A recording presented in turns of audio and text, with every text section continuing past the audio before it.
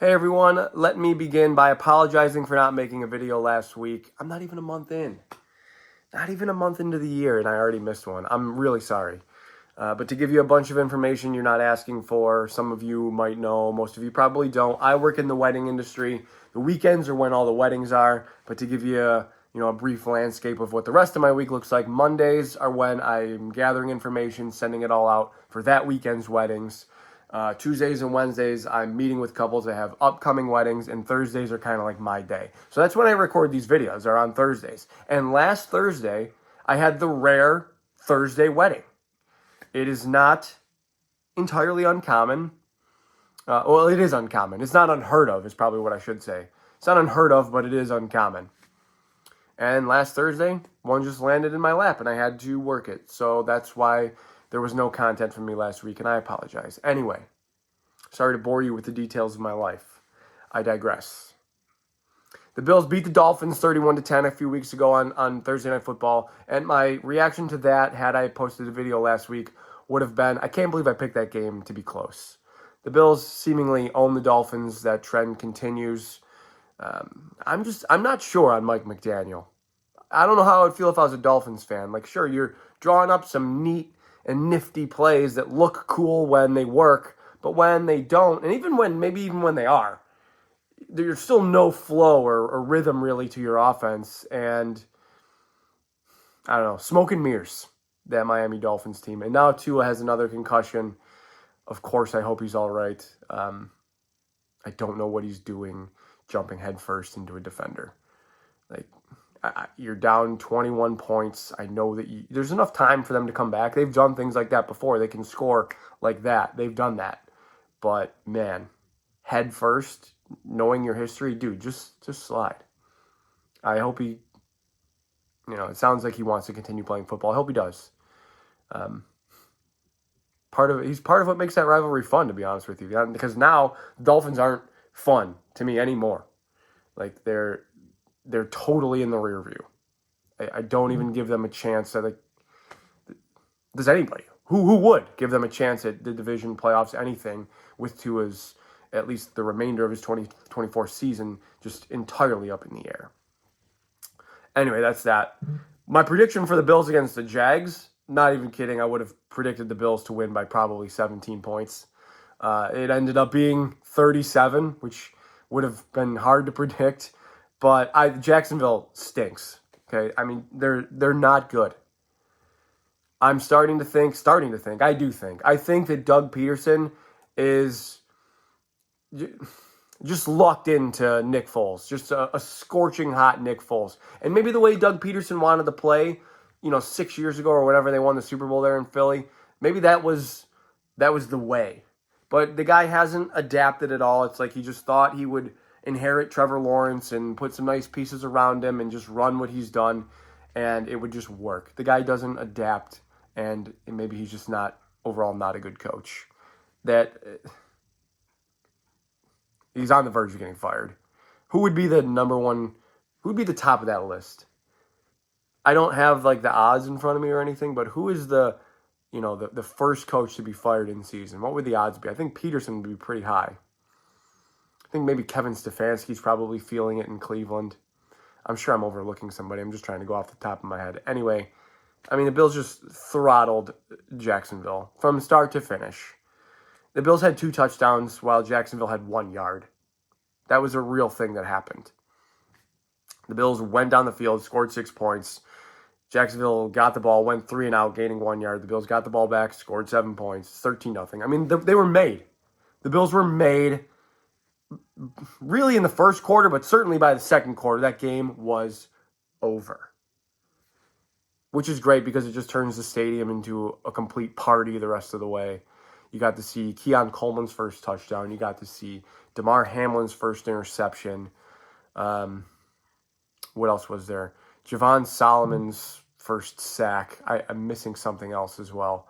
Because I remember talking about this with somebody, and maybe it'll come to me, but it was just a cool moment after cool moment at Highmark on Monday, and the Bills improved to 3-0. I think that's obviously the start we all wanted. Maybe it's not necessarily the start you expected, because even myself, I think in my, week 1 preview video, I kind of questioned what the Bills were going to look like, or what the Bills even thought they were going to look like internally. They would obviously never tell you, in the media, like, here's what I think is going to happen, but here's, what we think of the team. I think, media and even fans alike were understandably skeptical the way that, the offseason went, where they didn't bring in a whole lot. They lost a whole lot. It was kind of like a changing of the guard. Outgo these vets, these leaders, these captains that you've had, and you're bringing in these new guys. This is like a transition that every team makes, and you just don't know how well that's going to mesh or how quickly that's going to mesh. Fortunately, it looks like the Bills haven't missed a step. They've played 3 teams, I would say, that aren't very good. Arizona's 1-2, Miami's 1-2, and now Jacksonville's 0-3. So Baltimore, I think, brings a stiffer test, despite the fact that they're also 1-2. They have been in 3 one-score games, although, that middle one there against Las Vegas, 10-point lead, 4th quarter, and you just let that team that goes on to get blown out by Carolina the following week, you just let that team come back on you. You're just going to take a nap. I think that's like, as we're making the segue to the Ravens here, I think that's what Ravens fans' biggest beef is with Harbaugh, is they have this tendency to get up in games. They did it again against Dallas, actually. They were up 28-3 against Dallas, and they just let these teams come back. They did it against the Bills 2 years ago. The Bills were up 20-3, or the Bills were down 20-3 in the first half in Baltimore. They score before halftime to make it 20-10, and they win the game 23-20. I mean, Baltimore just completely went to sleep, went into a coma on offense. And they did it again against Dallas. It was 28-3, and, Dallas was 1 play away from getting the ball back. They're up 23-13 against Vegas. They lose 26-23. What is your deal with closing out games? That is going to be an issue with them, or has been an issue with them, and will continue to be an issue with them unless they're able to address it, of course. As the Bills approach this game, it's still, how do I want to say it? I don't want to be like, oh, the Bills are going to lose. I don't, because I don't feel that way. It's just, it's a game that they could lose because they're probably, almost 99% not going to win all of their games. You don't think about that when you're watching it, of course. You're kind of just like, oh, how do we go 1-0 this week? That's what the Bills' motto is. Joe Brady talks about that all the time. Josh Allen talks about that all the time. By the way, another thing Josh Allen talks about, and I'll come back to the Ravens. He said it after the game, and I'm just getting sick of it, and it's not him. It's not him. It's to be honest with you, some of you. Okay, it might not be you. He said about, the flow of the offense or something. I can't remember what the question was exactly, and his answer was something to the degree of, it's easy when nobody cares who's scoring, or it's easy when they don't care who gets the touchdowns. Get Stephon Diggs out of your brains. That is not necessarily what it's about. He's not the type to throw barbs in the media. Josh is. I mean, Josh is not, I should say. Don't want there to be any issue or, unclear context there. He's not the type to throw barbs through the media. I think him and Diggs are still really good friends.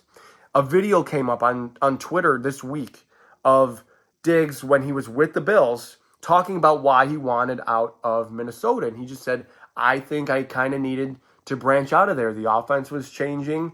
I wasn't necessarily the focal point, and the best thing for me as a football player was to just move on and start again and bet on myself. He did the same thing.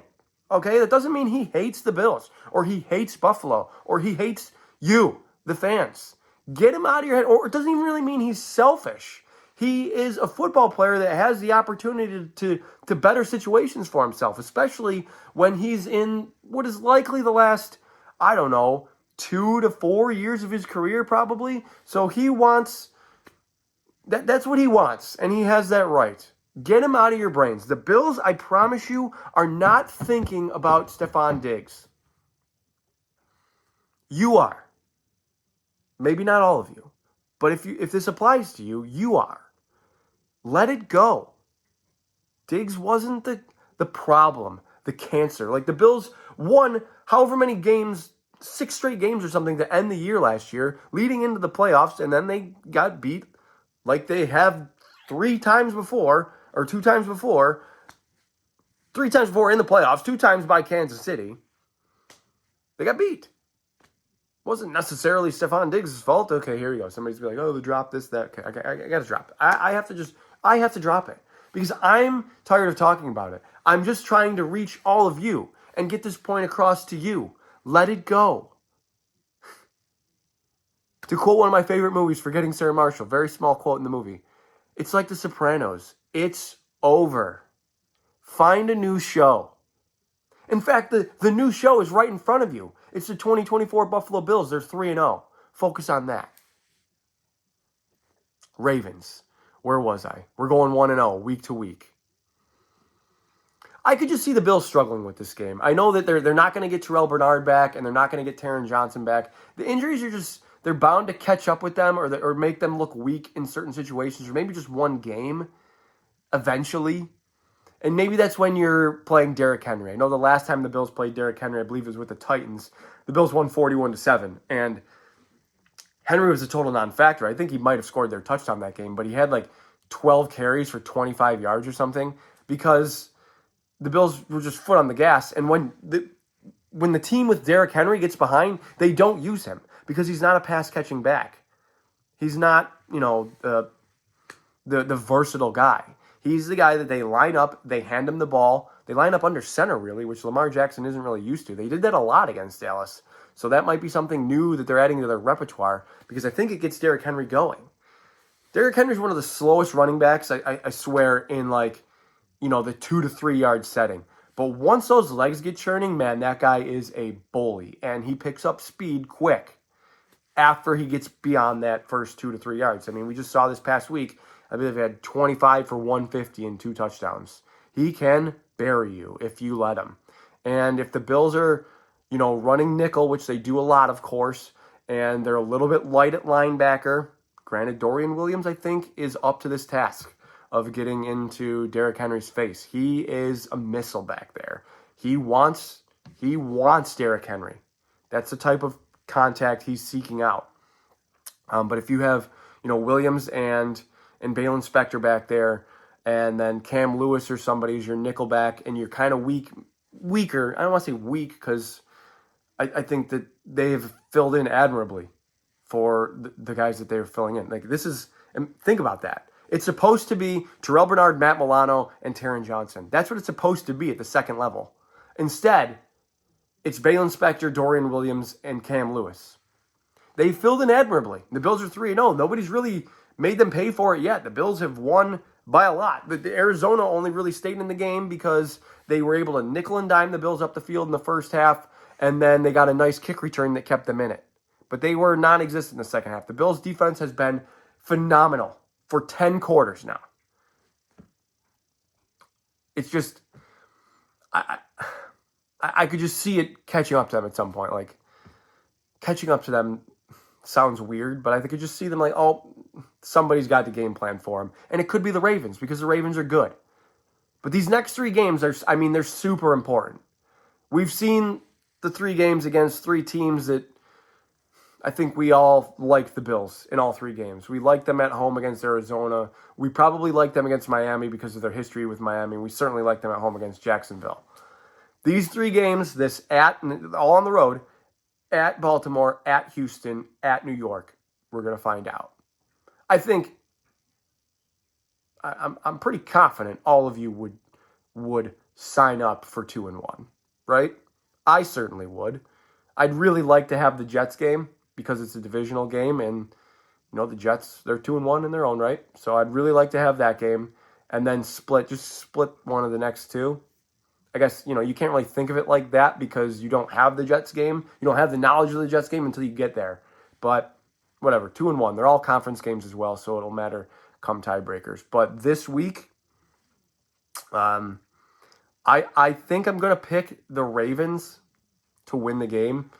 I think it'll be close. The Ravens, like I said, have been in all one-score games so far. The Bills haven't lost by more than 6 points in 44 or something straight regular season games now.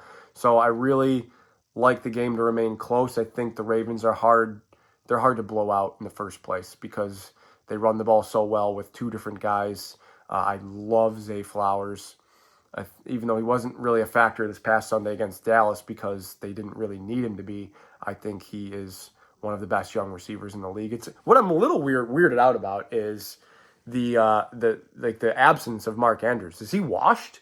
I mean, I know that he had that tightrope ankle surgery, which is tough, and then he was in a car accident. But they're just they're not even really not featuring him. They're not even really playing him that much. So I don't know what. I don't know. I'm confused with how they're approaching that. And then Isaiah Likely is I've never seen somebody more hit or miss. Either he's super involved week one and then he really just hasn't been involved that much, even though Andrews also hasn't been involved much the past couple of weeks. I think the Chiefs in week one were it seemed like at least they were we're gonna take away Andrews. And the Ravens just kept murdering them with Likely.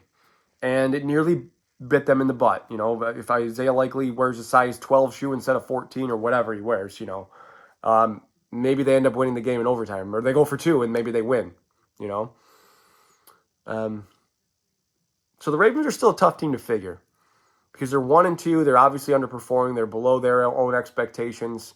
This just seems like I said, the reason I'm picking the Ravens is because it just seems like a game oh, yeah, you got beat. You got beat on the road at Baltimore, which is not a terrible loss.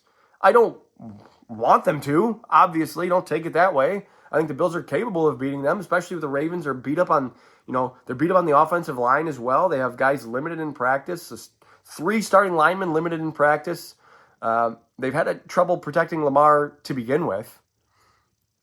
But it just, I don't know. It just feels like one of those. That's a gut feeling. I want to pick the Bills, but does this make sense? Does what I'm saying make sense? I'm picking the Ravens just because I feel like it's just one of the games the Bills could drop. So I'm gonna pick the Ravens. The Bills have been really good on defense, though. I think maybe I'm gonna go 20-17.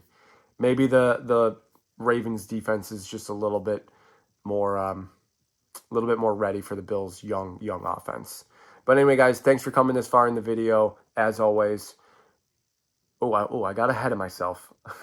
I meant it. That was supposed to be for my signature sign off. That was supposed to be thanks for coming in the video. As always, I wasn't getting into my signature sign off just yet. But hit me up on Twitter. My YouTube username and Twitter handle are the same. But as always, above all else, go Bills.